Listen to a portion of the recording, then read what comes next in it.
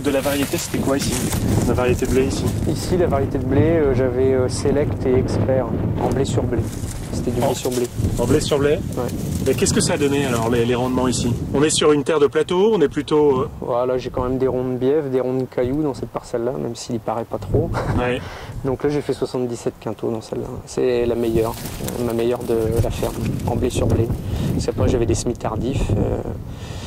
Et puis d'autres blés dans de moins bonnes terres. Qu'est-ce que vous aviez comme variété cette année? En variété, j'avais Expert, Select, Altigo, Premio, Score, Grain d'Or, Perfector, Bermude. D'accord. Alors est-ce que vous pouvez dire un peu les rendements? Donc, ouais. Pour cette année, ça va être un... C'est une mauvaise année?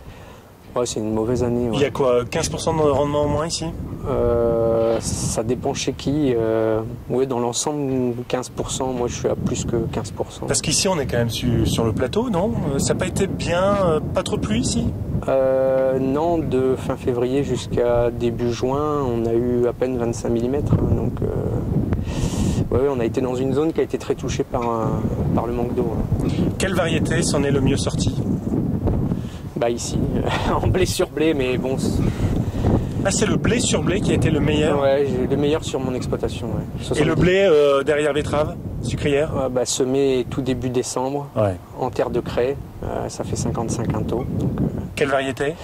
Altigo, voilà. Donc, et il n'a pas pu se refaire sur la fin, avec les pluies qui sont arrivées? Vous avez également eu des pluies au mois de juin? Oui, pas énormément, mais bon, ça c'est parfait comme il fallait. Hein. Ça c'est parfait comme il fallait. Le problème, c'est que les semis tardifs déjà avaient été fortement pénalisés parce que manque d'enracinement. Donc ils ont beaucoup plus souffert au manque d'eau à la montaison. Donc, une perte de pied trop importante pour être compensée à la fin. Hein. Donc, ça... Et les PS ici? Minimum 77 si, il y a quand même des parcelles où on retrouve des PS à 79, 80, voire 81, mais bon, le gros du paquet est à 78, 79 PS. Les traitements fongicides, est-ce que vous avez fait quelque chose de light quand vous avez vu que que l'année était sèche et donc pas propice aux maladies? Quelque chose de light, oui, uniquement un fandango. Après, j'ai dû intervenir avec un Ménara plus précocement dans l'Expert que j'avais là en blé sur blé, du fait de la rouille jaune.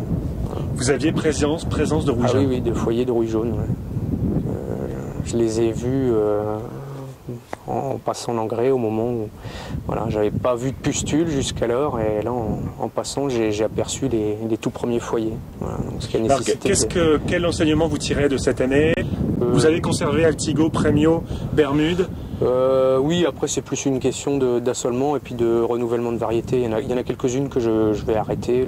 Par exemple? Le Bermude. Vous arrêtez le Bermude? Moi je vais arrêter le Bermude. Et pourquoi en fait? Difficile à battre, difficile à avoir de la protéine avec. Voilà. Donc, Vous faites combien d'apports? En engrais, 3 apports. Voilà. Je démarre généralement par 40-45 au premier apport. Je réserve 40 au dernier et puis le complément. Parce que généralement, j'excède pas 90-100 points sur le deuxième. Hein. Je mets généralement, je dépasse rarement les 190 unités. Donc,